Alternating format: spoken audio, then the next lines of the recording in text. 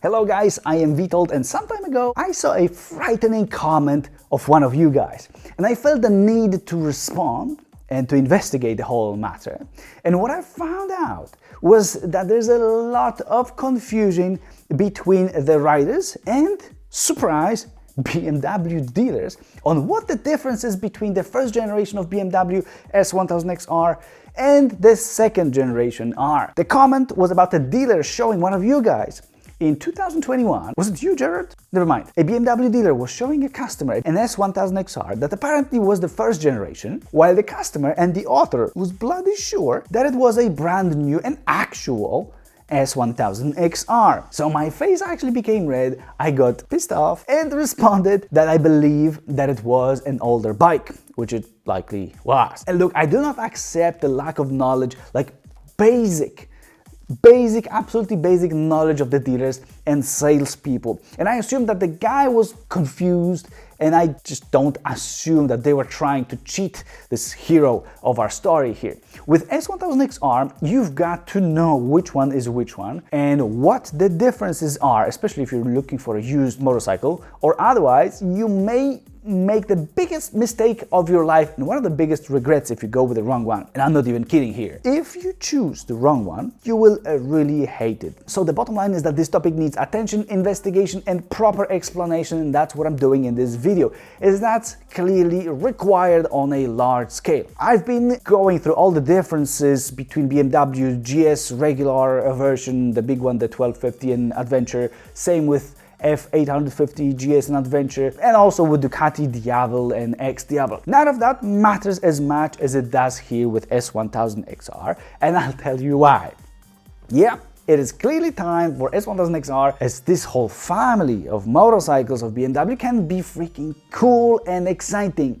So let's dig in, and here's the first generation of S1000XR, and this is the newer second generation. The first one was offered from 2015 till 2019, while in 2020 you could already get the new second generation. Looking from the front, the first generation has this swollen eye design, a little bit swollen at least. The BMW was still pushing in the beginning, which they later dropped for a few models that suddenly stopped having it. The S series motorcycles were the ones affected, and the newer S1000XR looks now in 2022 all the way from 2020 like this, so with a symmetrical front lamp. And there's a huge functional difference that's fixing a huge disappointment of my own from the time that the first S1000XR was launched. So now there are fully LED lights instead of halogen light bulbs and this useless vertical stripe of LED. Don't use that, as nobody will ever see you between the cars, so it's completely pointless. The new one can have the daytime running LED lights too enabled instead of a full beam, but they are bigger. They have a different shape, it's two of them, they may be seen better. Now, if you use the full beam, you are finally good in this second generation of S1000XR. That's a nice thing, but it's pretty small despite my huge personal disappointment in 2014 when the first generation was launched and other bikes were already using full LEDs, like also BMW R1250 GS from 2013, so a year before. Alright, so how to tell them apart if you cannot see if the bike was hit in the face in a bar and it's a first generation or the second? Looking from the side, it may not be obvious, but there are three hints that will be quite helpful. The first one is hard, but it can really help, and that is proportions. The first generation may look a little bit lighter and at the same time longer, while the second generation might seem heavier and more muscular to you. This will be, of course, hard to judge, but perhaps the second hint will help as it is directly connected with this initial impression of the proportions. It is about the front fairing that in the older bike, the first generation, leaves a larger gap between the bike's body and the front wheel, the front tire. In the second generation, the body is more bulky and this gap is smaller. But yes, I agree that this would be helpful if we were seeing the bikes perfectly from the side, and also one exactly right next to another. So not that helpful, but there is another, the third hint, and it is the muffler. The exhaust can, that in the second generation of the XR, is really small. The second generation sounds also worse, and it has a surprisingly small muffler. That's how we can easily tell them apart, provided that they've got stock exhaust and you actually can judge which one's small and which one is big. So still, if they don't have stock exhaust, we are screwed, and I suggest taking a look from the front to be able to judge based on the front light. All the parts look differently generally, and definitely most of them are different. That's also what BMW claims, that almost all of them are different. But if you like to have a very specific point of reference to tell them apart from the side, you won't get it. Now, looking from the rear, you also have a chance, as the first generation has a, I'm just gonna say it, has a tail lamp. But the second generation doesn't. It doesn't have it at all. And it uses, that's actually pretty cool, it uses rear indicators. They serve as indicators but also as stoplights. It's interesting, and if you're close enough to notice that, that may be the thing to tell them apart. Now, who would have thought that BMW would go for such a crazy solution? I wouldn't, but I like a bit of craziness. And speaking of that craziness, in terms of engines and performance, I would say that you may not pay attention to this part here, as both of these bikes behave, in my opinion, the same way, and the biggest difference is yet to come. Now, finishing the topic of the design, because I had one more thing, or rather two last things that I've got to say. First of all, the older bike gets analog gauges, which are nice to look at, while the other one has this standard, boring, let me say it, and exactly the same like on the other motorcycles from BMW, those newer ones. It has the same TFT display. It is the same as on bikes for half its price, but it is what it is. It is fine to use, the graphics are nice, it's clear, it's visible also in the sunlight, and there are some nice let's say individualized graphics and animations, but the general idea and the shape of the whole display, the unit, is the same as in other motorcycles from BMW. And I'm not a fan of it, but manufacturers nowadays can still list it as an advantage and save millions just by purchasing the one and same item from China, instead of buying or building individual instrument panels for every bike using different materials and moving parts like needles and actual switches and so on. The second thing that I wanted to say is that I absolutely love the way the XR looks, and I've been saying that before, and I won't skip an opportunity of saying it again. I think that it's, to me, the best looking motorcycle in the category. I don't exactly know which category, as there's no category for it. BMW says that XR of both generations are adventure motorcycles, but it absolutely, both of them, they absolutely have never been able to go off-road, so they are not adventure in my eyes. It is not a touring motorcycle, despite doing that in a great way, especially now in the second generation. But would you compare it with a much bulkier and much different BMW R1250 RT or K1600 GT or Yamaha FJR or something similar? Probably not, and I wouldn't either. It is not a sports bike either.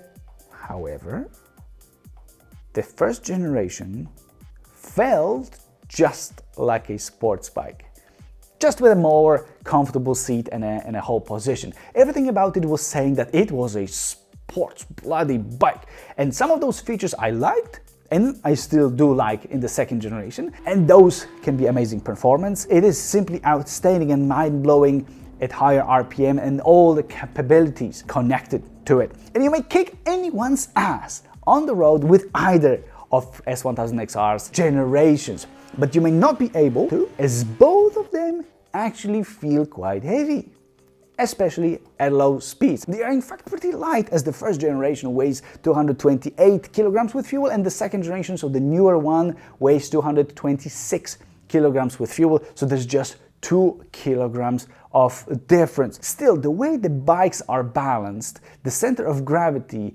the geometry of the suspension and the whole chassis make S1000XR not that great when it comes to changing directions, let's put it this way. Sure, it is stable, but it takes effort and a lot of discussions to convince it to start turning left or start turning right and switch the directions. The first generation and the second generation feel very similarly to me. And actually, I wouldn't be able to point out any significant difference in their behavior when it comes to handling. BMW tells us that there have been some changes like shortening of the wheelbase, but both don't give that much confidence and aren't so much encouraging in terms of handling. They repay that, on the other hand, by being rather predictable at higher speeds, and that's a plus. About those higher speeds, by the way, the first generation had a very clearly the same issue that was there in S1000XR of the first generation and is still there in the second generation. And all of those become, unfortunately, so-called tank slappers when accelerating as hard as possible at higher speeds. So in other words, they get wobbly, or simply put, your hands on the handlebar start moving like this, forward and backward, along with the handlebar. This was very clearly there in the S1000XR of the first generation, and it was, and likely still is, scary in those examples. It's not as bad as in single R, but it's definitely there, it used to be there, and it's a common issue that is mentioned by riders. It does not inspire confidence, but I've been doing some crazy things with all of those bikes in all of their generations so far, and in the end it never became dangerous. Maybe because when you're getting scared, you just let it go. Still, if you let it go, it's going to be okay, according to my own experiences, and yeah, that should generally be fine. In the second generation of S1000XR, I didn't see that much of it, yet I also haven't ridden thousands of kilometers on it. But it doesn't seem to get that wobbly, I think. So in other words, that is the second place after the design where I am saying that I think the second generation is better. And also some were complaining that the first generation may vibrate too much and they could feel it at certain RPM on the handlebar or on the foot pegs. I wasn't very much bothered by that when I was riding the first generation. BMW also was allegedly addressing this issue with years in the first generation, with the years passing.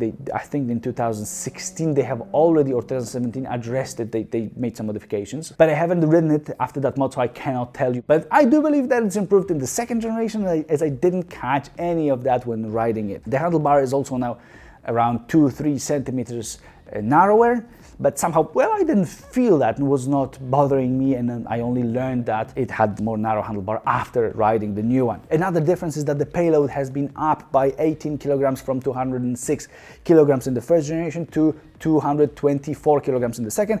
Okay, that's fine. I understand there's been a lot of sitting behind the desk for the Mr. and the Mrs., so growing heavier over the years isn't a problem now with the second generation. Performance would be the same, I would say, and numbers are also close, as there's the same 999 cubic centimeter engine with, in the first generation, 160 horsepower, and now in the second generation with 165 horsepower. First it had 112 newton meters of torque, and now it's got 114 newton meters of torque in the second generation. So I say that they are pretty much the same, and it's worth mentioning that those maximum output numbers are achieved at exactly same RPM, so pretty high, by the way, as maximum power is achieved at 11,000 RPM exactly in both of them, and maximum torque is there at 9,250 RPM. And yeah, you've got to rev these bikes to get them going, but once you get there in the first gear and don't let the speed drop,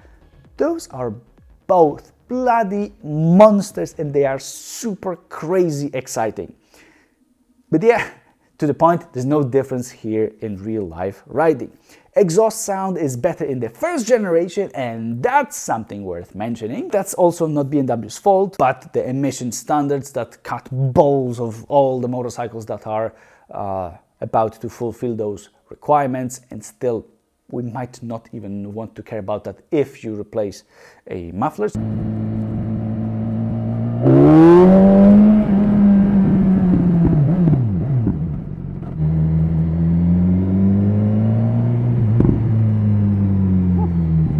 So yeah, the exhaust sound with those cool pops is better in the first generation. There's not much coolness in the second generation.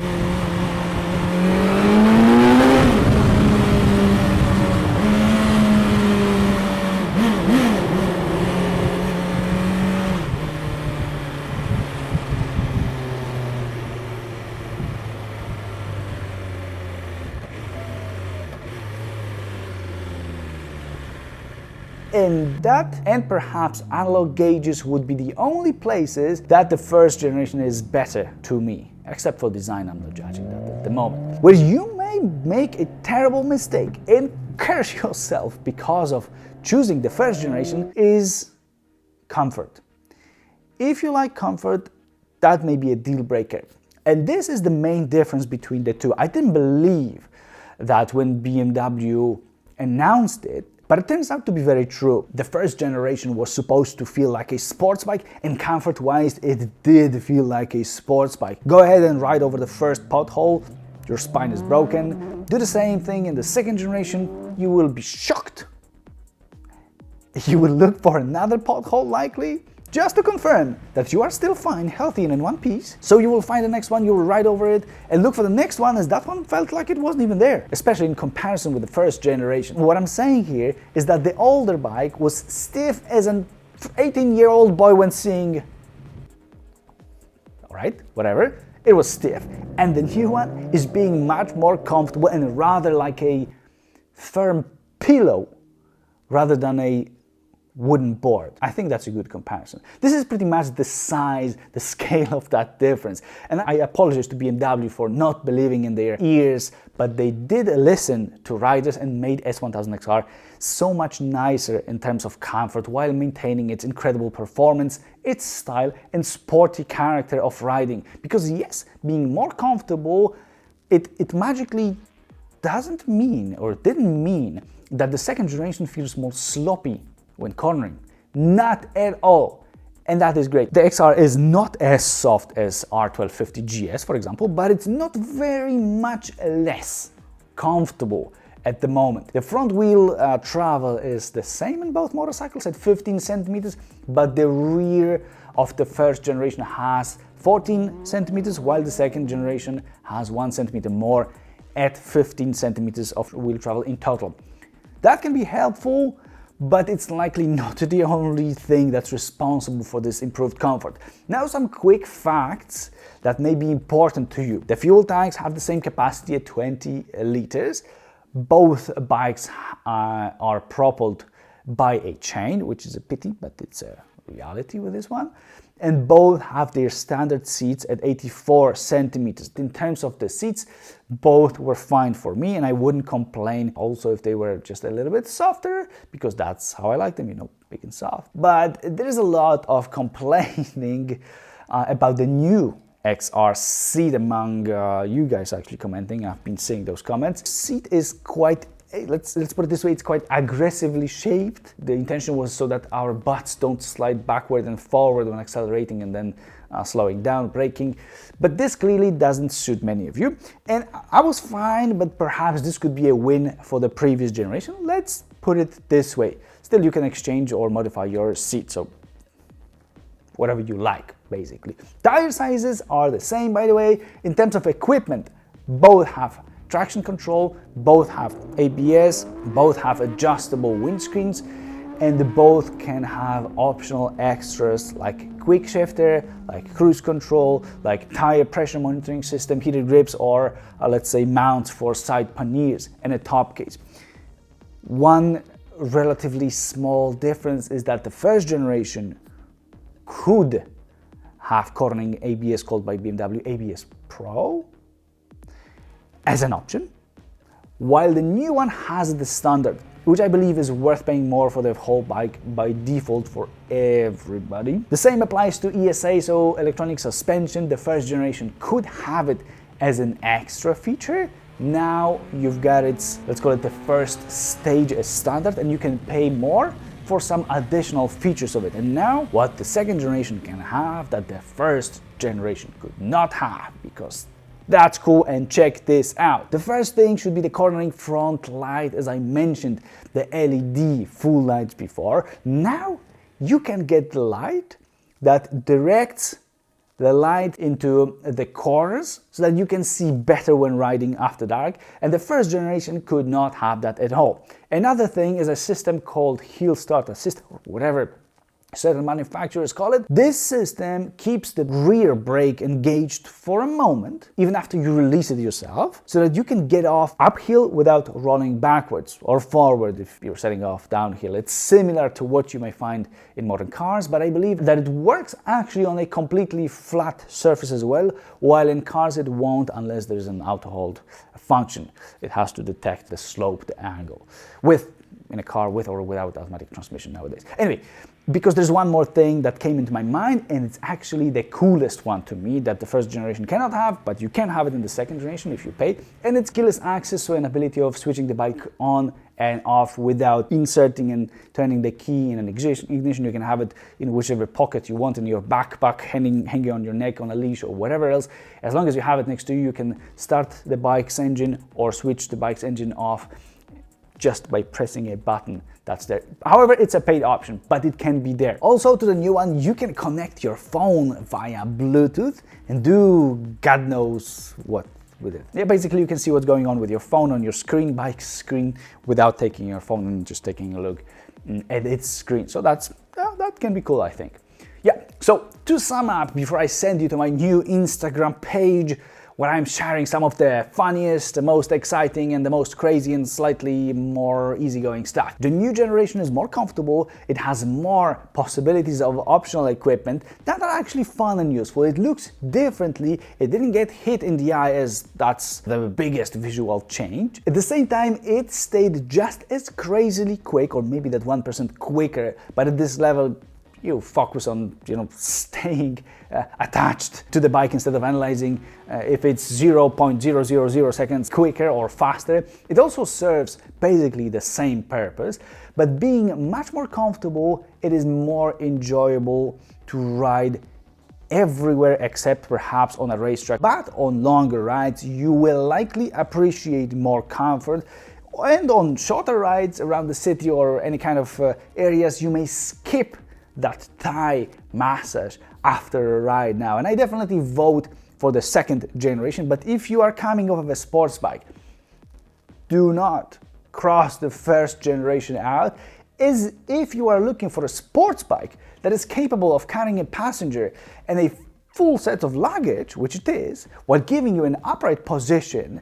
The first generation might be your choice. And that's it from me now. Go ahead to my Instagram called The Vitold and enjoy the good stuff there.